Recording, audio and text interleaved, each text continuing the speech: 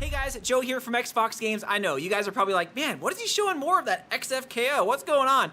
This is actually, it's a different version of the XFKO. So if you guys remember before, I'll throw it up there. This is the Brass Breech version. Well, up there is the Brass Breech version of the XFKO.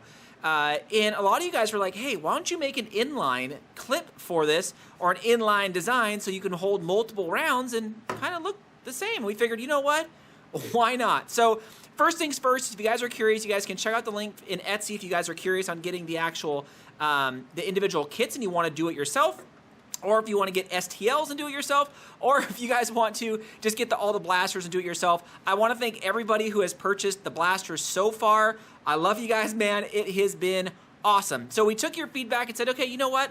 Let's adapt our system that we had before, and let's see if we can make an inline kit so you can hold multiple rounds in here and have it look, again, pretty much the same. So first things first, yeah, it looks the same. Look at that. But when you open this thing up and I undo this, it looks totally different, right? You got this big thing here. You got a little bit different of a plunger back there, but everything else, like all this stuff, is the same. So first things first is what I want to show you guys is the new kind of barrel slash breech here. And it's pretty much like the old one that we have, right, for the Brass Breech. It's just all we did is we had to just kind of widen out the hole so that the tube can fit in there. That's pretty much about it. Everything else was great, tried and trued, and works great. I mean, there was no complaints about it. And we still wanted to use that that thread-on barrel system on the end. So we wanted to utilize that. We can't use the smaller one, right? Because you would cut down to where you can only put like 2 darts in there. So we still can use our normal length barrel, which is the same size as the Brass Breech barrel. And it pretty much hides that complete end down there. So just check that out. I mean, it just goes right on, boom. Hides the whole thing. You have like no idea that there's 4 rounds in there. And the main thing about this also is, again, is as we kind of make more like ends for the barrels, you could just throw them on there. That's what we plan. We plan to make more, but it's not in our kind of plans as of right now to be like, okay, that comes first. We're going to do more of these a little bit later. We have a few, but we got to test a bunch of them, right? So the way these work is pretty straightforward. So this is just one of my sample ones. You can only fit 3 in here, but in production ones, you could fit 4 darts. The way it works is you can just fit your darts down in there, and we've tried a lot of different darts. Pretty much, you know, I mean, the gambit of darts. They all shoot about 125 to 130, somewhere right in there. I'll throw up the FPS there. This we used Adventure Pro darts. We've used the bamboo darts. We've used some of the Evite darts. Yeah, right about 125, 130. Not as fast as a Brass Breech. A Brass Breech is, you know, it's very tight. It uses the air a lot more efficiently than one of these, but still shooting around 130 FPS is still pretty good. And really the way this works is, right, when the air comes out, or comes out the plunger, it pushes this in the least kind of resistance is going to be out this barrel right here. So it'll shoot the next one, and then you kind of got to angle your barrel down so the next one kind of slips down into kind of that little hole right there, you know, the little chamfered hole, so the next one goes. So that's kind of the concept of how this works. We figured, you know what, that's awesome. Let's just throw it in here, let's test it out, and let's make sure this is working right.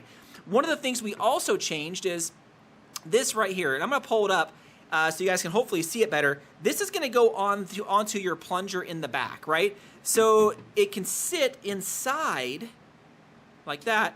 It sits inside and kind of seals that tube, so when the air comes out, it's going all down the tube. And we utilized a double O-ring on the back here, and when we send these out, we'll make sure we send you a couple extra O-rings in case one of them splits or something like that, but these things are literally like 100 for, you know, really cheap. So we figured, hey, when this is pushed back, or when this, you know, barrel is pushed back onto the breech, kind of goes like this, and it really seals it from the inner. But then you have this bumper one back here that kind of buffers it from the back. So all the air is going to be going down, or, you know, 95% of it. So it works very, very well.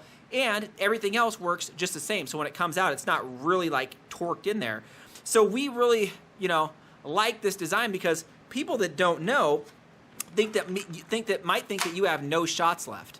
But in reality, you're just going to cock this thing again and fire again, right? Because they have no idea you're going to have 3 or 4 rounds, however many you got in there. So that's why I really, really like this, is because it's the same as the other one, the Brass Breech. It's just right? Holds a little bit more. And some people like the Brass Breech a little bit better. Now, we should have these available for sale probably in the next couple days. We want to make, you know, one of each color first so we can have those ready so people don't have to wait. And again, everything else like the, you know, the underplates, the triggers, the serial numbers and the logos, all of that is a shared platform between this one and the Brass Breech. It is just the pretty much all the main internal parts right here, right? Just the main internal parts, as that's what you got to do, right? If you want to go a Brass Breech, but I just kind of, or if you want to go an inline, but that's what I kind of wanted to show you guys is just, you know, what we've been working on. We took a lot of what you guys said, hey, you should do, and decided to do it. And I think this is actually kind of cool. So we are going to have, of course, all the normal colors. We're going to have the greens. We're going to have the orange. We still do have blues. I know a couple of you guys were talking about the blues. We have the blues coming. It's just, again, I only have so many printers, and I can only print so fast because some of these parts, like this barrel and this tube right here, this takes like 9 hours. This takes like 9 hours. So you're talking a whole day just to print 2 parts. So we want to make sure we have a couple of these, again, ready to go for you guys. You know, when we put these actually officially on our store, so you guys can go and grab, you know, one, because I think it is sweet. I mean, again, to me, these things are freaking awesome. Anyways, I just wanted to show that to you guys so you could see that we have something new out there, and to show, again, a lot of you guys that, hey, we took a lot of your suggestions and did it and made it for you guys.